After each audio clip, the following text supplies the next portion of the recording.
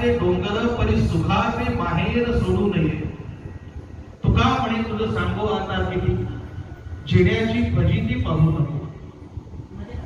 आपले मस्तकी दुःखाचे डोंगर परी सुखाचे बाहेर सोडू नये. मस्तकी सहावे टाकी असून तेव्हा देव पण भोगावे.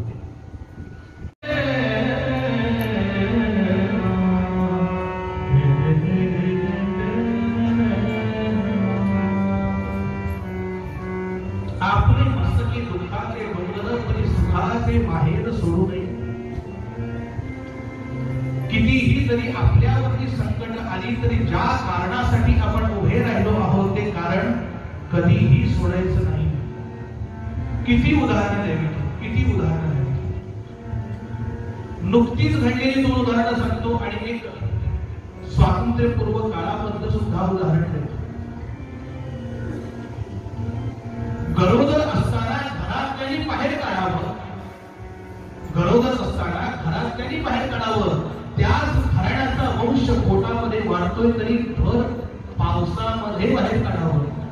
पण अशा वेळेला पावसामध्ये बाहेर काढलं तरी सुद्धा जिद्द न हरता कुठेच राहिला नाही म्हणून स्मशानाचा आश्रय घ्यावा गरोदर असताना आणि आपल्या पोटातला गर्भ त्या स्मशानामध्ये सुद्धा वाढवावा. साधू असो वा संन्यासी तिने पिकाळ तोंडवाशी खायला तर लागणार, खायचं नाही. ही कथा मी ज्यांची सांगतो ज्यांना सगळेजण माय म्हणून ओळखतात अशा सिंधुताई सपकाळ. काय खायचं त्याने विचारलं, काय खात असत तुम्ही? त्या म्हणाल्या कोणी अंत्यकर्म करायला तिथे आलं तर आपले जे पिंड करतात पिठाचे ते पिंड लोक टाकून जातात. जाताना पिंड टाकलेले जे असतात त्याच्यावरचे जे काही तीळ तांदूळ जे काही राख असते ती बाजूला करायची. बाजूचंच वाहणारं पाणी घ्यायचं, हातावर थापायचे, भाजायचे कुठं प्रेत जळते त्या निखाऱ्यावर भाजायचे. अशा अनेक दिवस आणि अनेक रात्री सिंधुताई सांगतात मी काढल्या आहेत. आणि अशा याच्यामध्ये माझ्या मुलाला मी जगवला, नुसता जन्म नाही दिला. त्या सांगतात डिलिव्हरी झाल्यानंतर त्या बाळाची नाळ कशात तोडायची, दगडावरती नाळ ठेवून ठेचून ती नाळ मी तोडली पोराची. या सगळ्यामध्ये मला दुःख झालं ते दुसऱ्यांना होऊ नये म्हणून अशा अनेक स्त्रिया ज्या बाहेर दुःख भोगता आहेत, त्यांच्यावर बलात्कार झाले आहेत, ज्या हुंडाबळी ठरल्या आहेत, त्यांच्यावरती ऍसिडचा हल्ला झाला आहे, अशा अनेक स्त्रियांच्या त्या माय झाल्या. जे आपल्याला भोगायला लागलं ते भोगायला लागू नये. लोकांच्या आयुष्यामध्ये आनंद निर्माण करावा म्हणून मिळालेल्या बंजर जमिनीवर सुद्धा आनंद वन उभं करावं. डॉक्टर प्रकाश बाबा आमटे ज्या जमिनीवर काहीच उगवत नाही अशी जमीन मुद्दाम सरकारनं दिली, पण त्या जमिनीचा सुद्धा असा काही पोत निर्माण केला की त्या जमिनीवर आनंद वन उभं केलं. आणि अनेक लोक ज्या लोकांना आपण चित्रपट बघितला असेल त्यांना आठवेल वयामध्ये आलेल्या मुलींना मासिक धर्म येतो म्हणजे नक्की काय होतं हेही ज्या मुलींना कळत नाही अशा मुलींसाठी स्वतः अॅनेस्थेशिया स्पेशलिस्ट असलेली त्यांची पत्नी तिथं गेली, गोल्ड मेडलिस्ट, युनिव्हर्सिटीची अॅनेस्थेशिया गोल्ड मेडलिस्ट. आपल्याला जे भोगावं लागलं ते दुसऱ्याला भोगायला लागतं का म्हणे या एका दुर्दम्य इच्छेने ही लोक प्रेरित होती. क्रांतिकारकांची तर अनेक उदाहरणं देता येतील, पण तरी आजच्या या कीर्तनामध्ये ज्यांचं नाव आपण फार मोठ्या आदबीनं घेतो पण अजूनही त्यांचं नाव अनेक नालायकांना बोचतं असा एक वडवा स्वातंत्र्यवीर विनायक दामोदर सावरकर. सावरकरांचं अख्खं आयुष्य आपले मस्तकी दुःखाचे डोंगर परी सुखाचे माहेर सोडू नये. अनन्वित हाल अनन्वित यातना सहन करून सुद्धा, अनन्वित अन्याय सहन करून सुद्धा ज्या वेळेला भारताला स्वातंत्र्य मिळालं होतं त्यावेळेला पहिल्या झेंडा वंदनाला साधं आमंत्रणेचं सौजन्य आमच्या स्वतंत्र भारत सरकारनं न दाखवावं यापेक्षा आणखी काय त्यांच्या वेळेला करावी. अवहेलना करावी. लोकांनी सांगावं आपल्या देशाचं कसं आमंत्रण द्यायचं.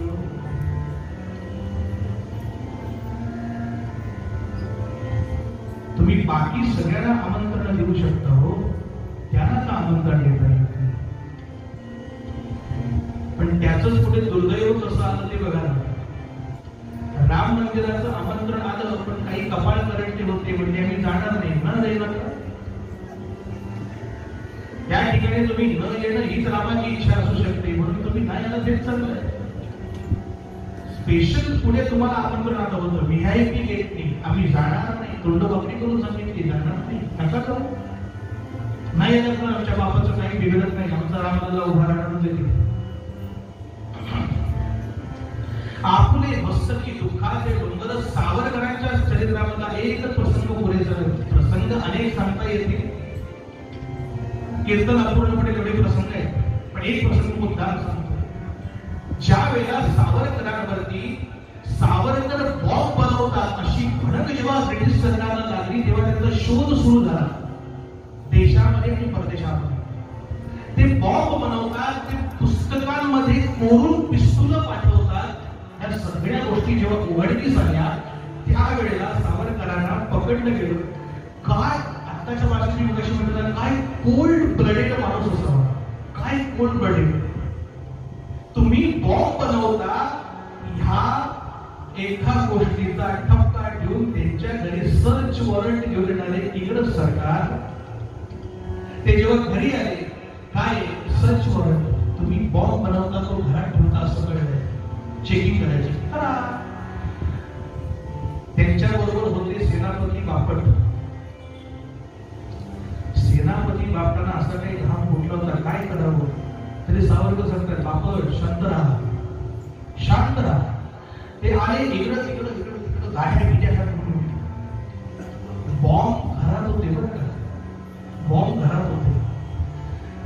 ते आले तेव्हा सेनापती बापटांना 2 गोळे दिले होते मोदकासाठी. ते म्हणजे हे करायचं काय, थांब जरा, जिथं बसलायस तिची आराम खुर्ची असते त्याच्या इथं आतमध्ये लावून ठेवले, खालून त्याला 2 क्लिपा लावून ठेवल्या, आता याच्यावर बसून राहा. आणि ते आल्याबरोबर इकडं तिकडं गाड्या वगैरे करून बघितले त्याने, काय चेक करताय, बॉम्ब असा करतात चेक. जर इथे बॉम्ब असेल असं असं करताना कुठला म्हणजे काय करतात त्याला सांगायचं आवडतं. कुठला म्हणजे काय करतात तुम्ही सगळे जाऊ त्याच्यात. आणि एवढ्या सगळ्या सर्च वॉरंट आणल्यानंतर काहीही मिळालं नाही हाताशी, तेव्हा निघणारा ब्रिटिश सरकार बापट सांगतात तो आपल्या पायानं सुखासुखी जात होता, पण तो जाताना सावरकर नावाच्या सैतानाचं डोकं फिरलं आणि जाताना त्या जाणाऱ्या त्यांच्या त्या ब्रिटिश पोलिसाला त्यांनी थांबवला. साहेब थांबा, चहा घेता का, चहा घेता. आम्ही विचार करतोय तो जाते पिढा तर जाऊ दे ना, तू कशाला बोलवतो परत त्याला. म्हणून पण त्या वेळेला ते सुचणं मागे बोलावला, चहा घेता का. आणि ब्रिटिश पोलिसांना उत्तर दिलं, sorry I on duty with my uniform. So आता मी तुमच्याकडून काही घेणं, सर्च वॉरंट घेऊन आलेलं असताना मी तुमच्याकडून काही घेणं ही एक प्रकारे लाच घेतल्यासारखी होते आणि त्याने माझ्या देशाची बदनामी होते. हे साध्या इंग्रज पोलीस अधिकाऱ्याला कळतं.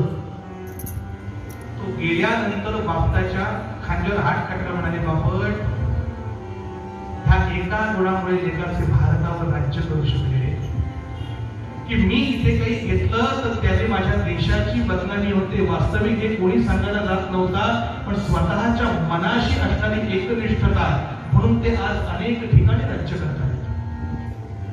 पण काही काळानंतर सावरकर बॉम्ब बनवतात ह्याच्यात ते सापडले, त्यांच्यावर मोठा खटला झाला. तो खटला परदेशामध्ये मुद्दाम चालवला आणि त्यावेळेला परदेशामध्ये शिक्षा सुनावली. तुम्हाला 2 काळ्या पाण्याच्या सश्रम कारावासाच्या शिक्षा आहेत. आपल्या अनेकांना हे माहिती असेल की ब्रिटिशांच्या काळातली 1 काळ्या पाण्याची शिक्षा म्हणजे 25 वर्ष, 2 काळ्या पाण्याच्या शिक्षा म्हणजे 50 वर्ष. म्हणजे वयाच्या 30व्या वर्षी ब्रिटिश सरकार सांगते, न्यायालय सांगते काळजी करू नका, हा 80व्या वर्षी आम्ही सोडू तुम्हाला. किती उदार आहे ना इंग्रज सरकार. अहो 6 महिन्याची साधी शिक्षा झालेली, वर्षभराची शिक्षा झालेली लोक कोलमडून पडतात त्या कडकड्यामध्ये न्यायालयामध्ये. पण 50 वर्ष काळ्या पाण्याची शिक्षा झालेला हा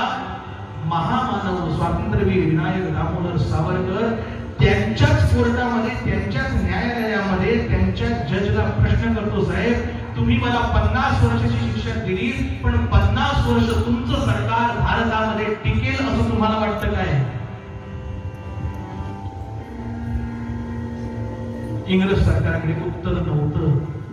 आणि ही फॅक्ट ठरली. सावरकरांची बत्तीशी कायम खरी ठरत असे. 50 वर्ष भारतामध्ये सरकार टिकलं नाही. त्यानंतर त्यांची वागणूक चांगली म्हणून त्यांना सोडलं. नंतर रत्नागिरीच्या कारागृहामध्ये होते. नंतर ते नजरकैदेतही होते. त्यांना राजकारणातून त्यांना सक्रिय होते तिथून निष्क्रिय करून ठेवलं होतं. आजही कधी रत्नागिरीमध्ये आला तर त्यांची सगळी अजून खोली ठेवलेली आहे रत्नागिरीच्या जेलमध्ये, जपून ठेवली अजून सेल्युलर जेल सारखी. बघितली नसाल तर मुद्दाम बघून या.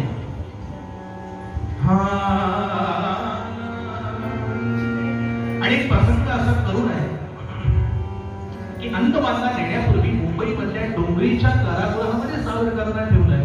आता इथून तिकडे न्यायचं असं ज्या वेळेला ठरलं त्यावेळेला त्यांची पत्नी भेटायला आली होती. त्यांचं नाव माई सावरकर. माई जेव्हा भेटायला आल्या, सावरकरांनी त्यांना वाईट वाटू नये म्हणून हसत त्यांचं स्वागत करावं. माई या. माई आल्या आणि आल्या आल्या आपल्या नवऱ्याचं ते रूप बघितलं गजाच्या पलीकडे असलेलं. आणि काही क्षण फक्त चरका बसला. म्हणाला स्वाभाविक आहे हो. तो चरका बसलेला बघितल्याबरोबर डोळे पाणावलेले बघितले की सावरकरांनी हसून विचारावं, माई तुम्हाला असं वाटलं असेल की तुमचा नवरा विलायतेला गेला, बॅरिस्टरकी शिकायला गेला, म्हणजे तो आता तिथून बॅरिस्टरची पदवी घेऊन येईल, छानपैकी काळी हॅट घालून येईल आणि इथं येऊन ब्रिटिश सरकारची नोकरी करून भरपूर पैसा मिळेल एवढा आनंद. पण माई ज्या ब्रिटिश सरकारमुळे माझी भारत माता पारतंत्र्यामध्ये दिसते आहे अशा ब्रिटिश सरकारच्या अंडर मी नोकरी करावी आणि माझा उदरनिर्वाह करावा, माझा प्रपंच मी चालवावा, मुलं जन्माला घालावी आणि ती वीर वाढवत राहावी, यालाच फक्त आयुष्य म्हणायचं असेल, यालाच प्रपंच म्हणायचं असेल तर हा प्रपंच कुत्री मांजरीही करतात, हाच प्रपंच कावळेही करतात, हाच प्रपंच चिमण्याही करतात. पण त्यांच्यामध्ये आपल्यामध्ये फरक तो काय राहिला? काय फरक राहिला? सावरकरांनी विचारावं, माई तुम्ही स्त्रिया जन्मोजन्मी हाच पती मिळावा म्हणून वटसावित्रीचं व्रत करता नाही का? त्या वटसावित्रीला तुम्ही उपवास करता, काही खात नाही आणि त्या वडाला जाऊन म्हणे फिर्या मारता, बरोबर आहे ना? हो. पण माई याच जन्मामध्ये मी तुम्हाला इतक्या यातना दिल्या आहेत, इतक्या यातना दिल्या आहेत की जन्मोजन्मी कशाला, पुढल्या जन्मी तरी हाच नवरा मिळावा अशी तुम्ही अपेक्षा का करा?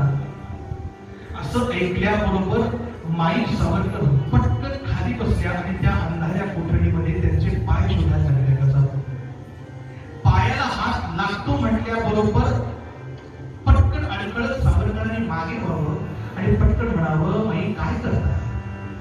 माईंच्या मुखातून आलेले उद्गार खरंच हृदयाला छेद देऊन जातात महाराज. माईंच्या मुखातून उद्गार यावेत, काही नाही हो, हे पाय नीट बघून ठेवते, पुढल्या जन्मी चुकायला नको म्हणून. हे पाय नीट बघून ठेवते, पुढल्या जन्मी चुकायला नको. हो, स्वतःच्या घरादारावरती निखारा ठेवून, तुळशीपत्र ठेवून भारत मातेचं मंदिर बांधण्यासाठी स्वतःचं आयुष्य पणाला लावणारा पुरुषोत्तम भगवंतानी या जन्मामध्ये मला माझा नवरा म्हणून द्यावा, माझ्या भाग्याचा कुणालाही हेवा वाटेल का असं म्हणता तुम्ही? सावरकरांकडे यावर बोलायला शब्द नाहीये. त्यानंतर सावरकर अंदमानला गेले. अंदमानमध्ये माझी जन्मठेप नावाचं पुस्तक वाचल्यानंतर असं वाटतं की नुसती दाढी वाढवून भारतभर फक्त भारत जोडो यात्रा करणं फार सोपं आहे, फार सोपं आहे महाराज. पण ज्यांच्या एकाही पूर्वजांनी साधा एक फटका सुद्धा खाल्ला नाही त्यांनी सावरकरांवरती बोट उठवावं. काय दुर्दैव आहे. यांच्याच माणसाने देश तोडावा आणि यांच्याच माणसाने पुन्हा एकदा देश जोडण्याच्या भाषा कराव्यात. आणि ते दाढी वाढून फिरतात, पण हे दाढी वाढून फिरायला लागले. दाढी पेटत आणि लोक या दाढीलाही बळी पडली. हो, केवढी लोक त्यांच्या मागे उभी आहेत आजही. हेच आपल्या देशाचं दुर्दैव आहे. हे पद ही पहिल्यांदा पुस्तकामध्ये कविता होती लहानपणी आम्हाला, आता ती काढली गेली बहुधा. सागरास नावाची कविता होती. गाण्याचे शेवटी म्हणून सांगतो, याच्या दोन चाली आल्या. पहिली अगदी जी बाबूजींची होती चाल, जी वीर सावरकर चित्रपटामध्ये बाबूजी गायलेत पहा, अगदी पारंपरिक चाल, त्याचाही आस्वाद घेऊ. आणि मग नवीनची चाल आली मंगेशकरांची, त्याचाही आस्वाद घेऊ. पहिली बाबूजींची चाल कशी होती? नेमदसीने परत मातृभूमीला सागरा प्राण तळमळला, भूमातेच्या शरण तला तुझ फुटा,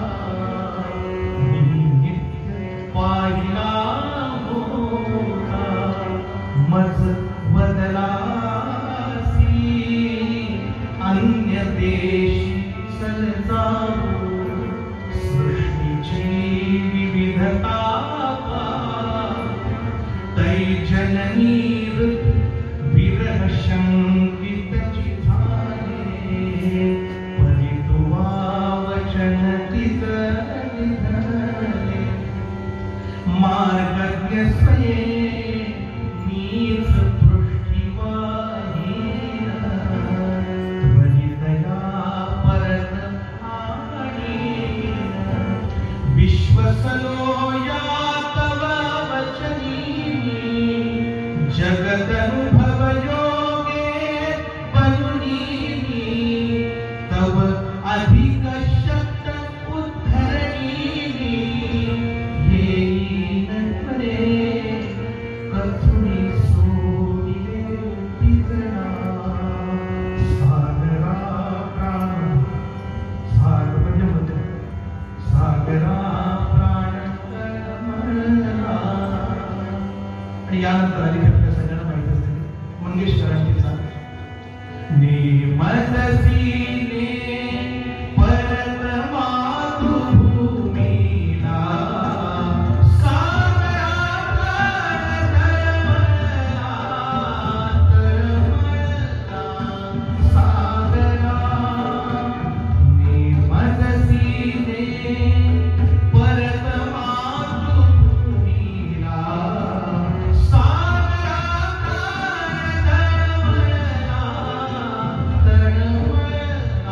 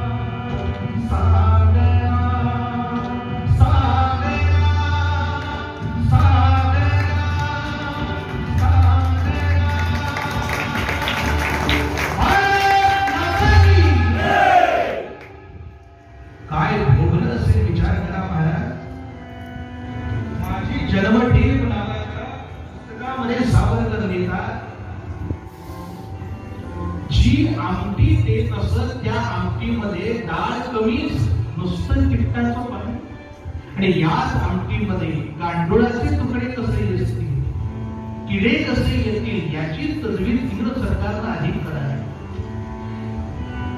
दिवसभराचा 1 तास फक्त सकाळी मिळत असे, त्याच्यामध्ये स्वतःचं अन्नी कुरकून घ्यायचं. त्या व्यतिरिक्त जर आपल्याला संडासला लागलं तर जिथे आपण राहतो तिथेच संडास करायचं, त्याच्यातच रात्रभर राहायचं. दुसऱ्या दिवशी आपण उचलून आपणच आपल्या हाताने निघून टाकायचं. यातलं काय भोगलंय दाढी वाढून फिरणाऱ्याने? या नालायकांना असं वाटतं की भारताला मिळालेलं स्वातंत्र्य फक्त कुणामुळे मिळालं? आमच्या घराण्यामुळे मिळालं.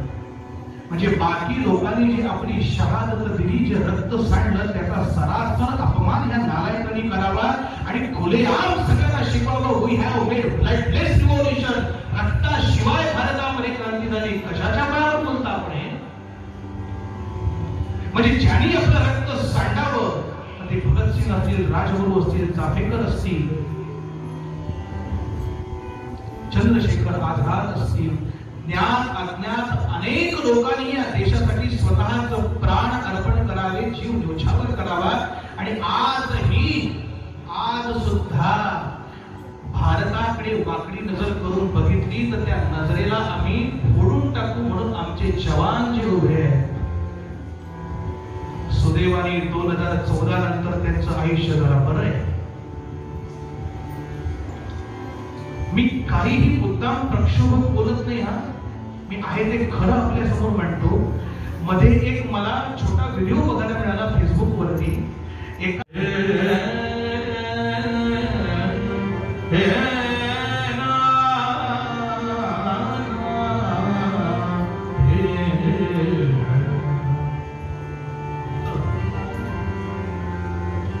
शेवटच्या क्षणामध्ये तुकोबा पास प्रेमपूर्वक विनंती करतात.